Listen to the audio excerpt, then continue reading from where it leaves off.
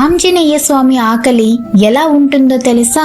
ఒకసారి హనుమంతుడు అయోధ్యకు వెళ్ళినప్పుడు సీతమ్మదేవి చేసిన వంటల సువాసన చూసి ఆయనకు విపరీతమైన ఆకలి వేస్తుంది. హనుమంతుడు ఒక చిన్న పిల్లవాడిలా మారి సీతమ్మను ఆహారం అడగగా ఆమె ఎంతో ప్రేమతో వడ్డిస్తుంది. కానీ హనుమంతుడు ఎంత తిన్నా ఆయన ఆకలి తీరదు. వంటగదిలోని సరుకులన్నీ అయిపోయినా సరే ఆయన ఇంకా ఆకలి ఆకలి అని అడుగుతూనే ఉంటాడు.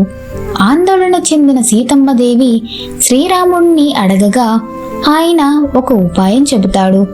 ఆ ప్రకారం సీతమ్మ ఒక తులసి ఆకును గంజిలో వేసి హనుమంతుడికి వడ్డిస్తుంది.